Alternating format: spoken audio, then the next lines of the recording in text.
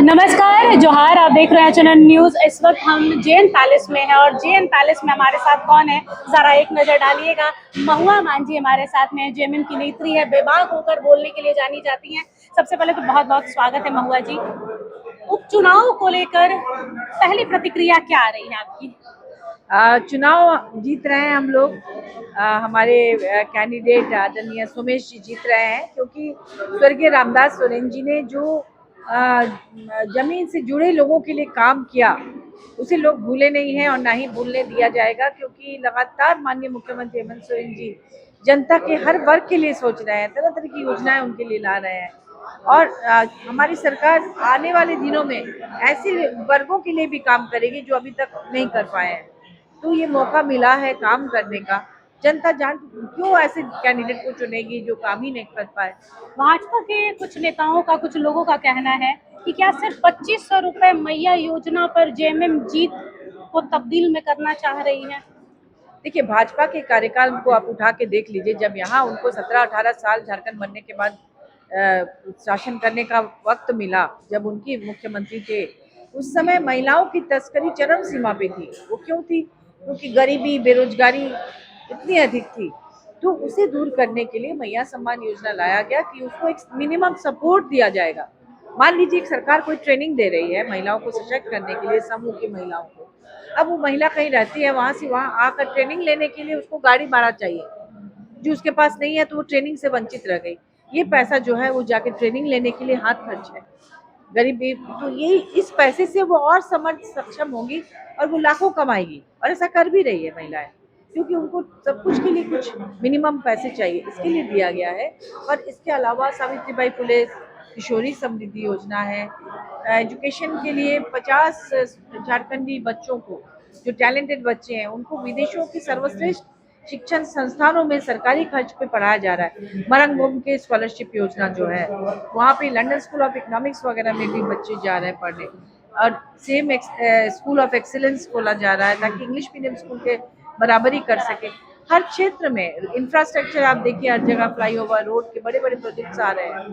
तो वो पूरा कायाकल्प करके झारखंड को इस राज्य, देश का नंबर 1 राज्य बनाना चाहते हैं। आप दो जगह से जेएमएम लड़ रही है, यहाँ पर उपचुनाव लड़ रहे हैं और बिहार में अपने ही महागठबंधन में लड़ाई चल रही है। महागठबंधन में जो ये खटास आई है आरजेडी, जेएमएम, कांग्रेस को लेकर, कैसे देखती हैं?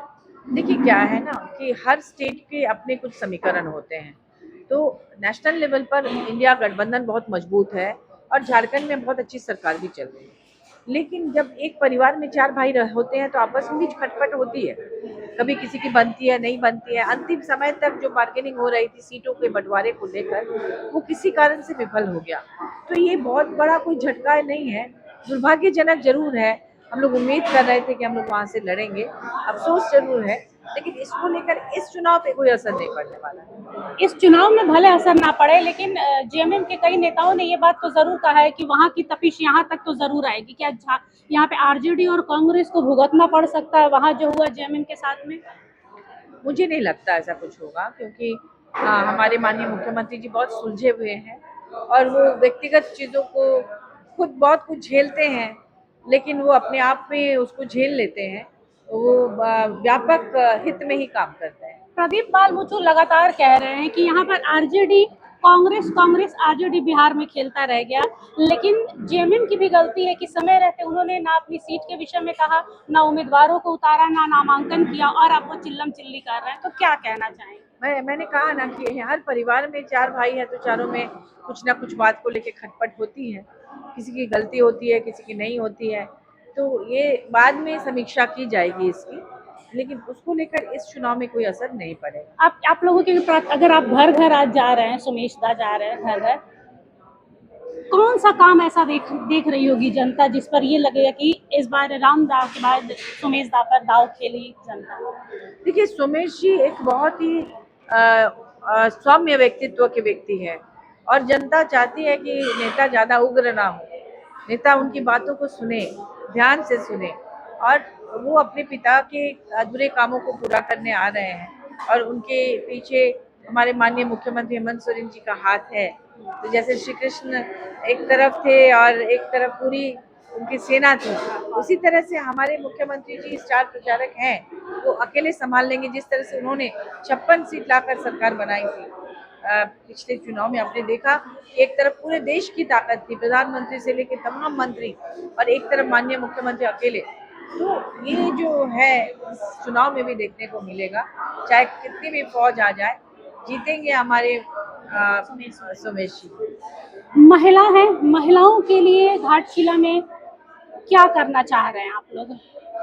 महिलाओं के लिए देखिए, महिलाओं के लिए लगातार हमारी सरकार सोच रही है और उनके लिए ऐसी ऐसी योजनाएं हैं, पलाश ब्रांड से लेके कुटीर उद्योग को डेवलप करने के लिए जो समूह बना के उनको सशक्त किया जा रहा है, उनके एजुकेशन के लिए, उनके स्पोर्ट्स के लिए। आप देख रहे हैं खेल के जो आयोजन हो रहे हैं, कल भी एक साउथ एशियन कंट्रीज के 6 कंट्रीज के वहाँ पर सीनियर एथलेट्स का हुआ, मैं भी उसमें थी।